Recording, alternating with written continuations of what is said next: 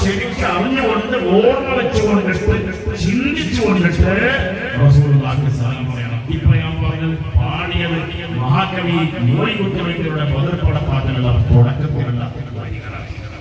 അത് റസൂലുള്ളാഹിന്റെ മദ്ഹാണ് പറഞ്ഞത്. അതെന്താണ് നാളെ മുതൽ നിസ്കരിക്കുമ്പോൾ ഞാൻ നിങ്ങൾ ഇന്ന് മുതൽ നിസ്കരിക്കുമ്പോൾ ഇത് വേണം പോലെ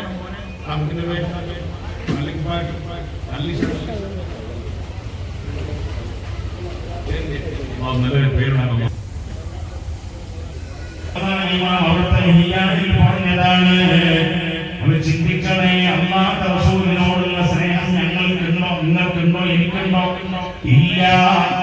അബ്ദുല്ലാഹി ഇബ്നു സൈദ് എന്ന് പറയുന്ന സ്വഹാബി, ആ സ്വഹാബികളെ തങ്ങൾ സ്വഹാബായോ ഏഴുന്നല്ലോ ആദർപ്പം എന്താകുമാ തന്ന വന്നിട്ട് കൊണ്ട് വാർത്തു സന്തതി ഇന്നലെ തെളിവൊളി വായി വന്നതി വിണ്ണുരെ പോയിനീക്ക് വന്നിടെ സയ്യായി അത്താരോ നീന്നും അവനെ ഫത്തന്റെ തലമിലെ പാർത്താനവിടം തനുശിച്ചു മുതിർന്നു കൊടുത്തിടുവാ തങ്ങൾ സ്വഹാബായോ ഏഴുന്നല്ലോ ആദർപ്പം എന്താകുമാ തന്ന വന്നിട്ട് കൊണ്ട് വാർത്തു സന്തതി ഇന്നലെ തെളിവൊളി വായി വന്നതി വിണ്ണുരെ പങ്കിടെ സയ്യായി അത്താരോ നീനും അവനെ ഫത്തന്റെ തലമിലെ പാർത്താനോ അവിടം തനുശിച്ചു മുതിർന്നു കൊടുത്തിടുവാ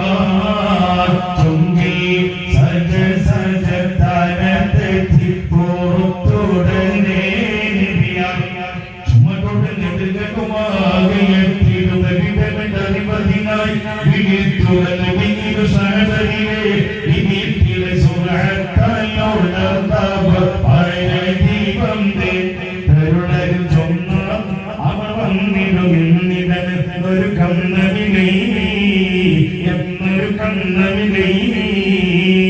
മഹാകവി അറിവുപയോഗിച്ച് പറയാൻ തന്റെ സഹാബത്തും എഴുന്നള്ളും മധുർപ്പം എന്താ?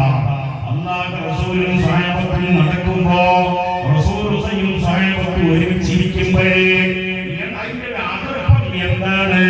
ഹബീബായ തങ്ങൾ വഫാത്തായ സമയത്ത് അബ്ദുല്ലാഹി ഇബ്നു സൈദ് എന്ന് പറയുന്ന സ്വഹാബി ഈത്തപ്പന മരത്തിന്റെ ഓരന്റെ മുകളിൽ ഇരിക്കുകയാണ്. ഈത്തപ്പന മരത്തിന്റെ മുകളിൽ കർഷകന്മാർ ബാപ്പാന്റെ വാപ്പ പറയാണ്. ബാപ്പാന്റെ വാപ്പയുടെ പേരാണ് അബ്ദുൽ മുത്തലിബ്. അബ്ദുൽ മുത്തലിബ് എന്ന് പറഞ്ഞ ആ വാപ്പ പറയാണ്, എന്റെ പ്രിയപ്പെട്ട മോനെ അബ്ദുള്ള, ഇങ്ങനെ പോകണം കച്ചവടത്തിൽ, നമ്മുടെ കുടുംബത്തിന്റെ പ്രതിനിധിയായിട്ട് ഇങ്ങനെ പോകണം. അങ്ങനെ പോവാൻ അബ്ദുള്ള വാപ്പാട് ഇഷ്ടം ഞാൻ പോകണമെന്നാണ്. ഞാൻ പോയിക്കോളാം ഫോണൊന്നുമില്ല, അന്ന് കത്താണ്.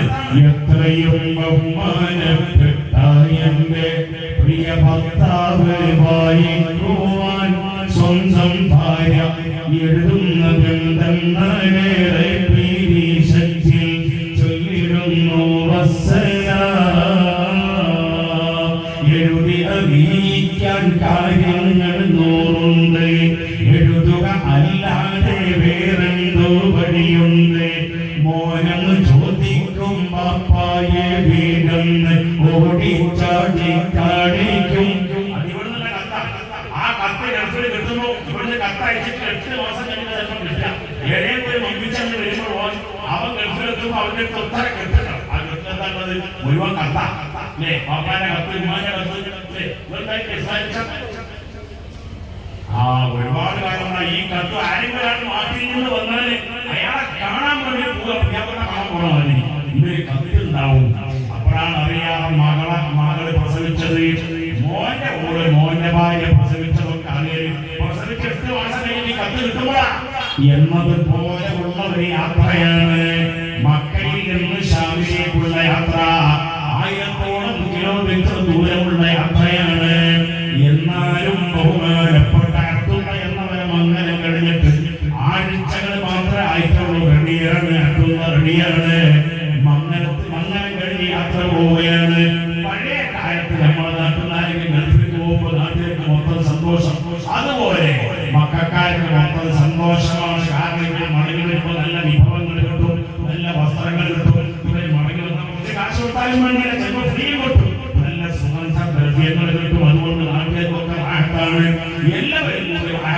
യാത്ര അയച്ചു, യാത്രാ സംഘത്തിനെ യാത്ര അയച്ചു.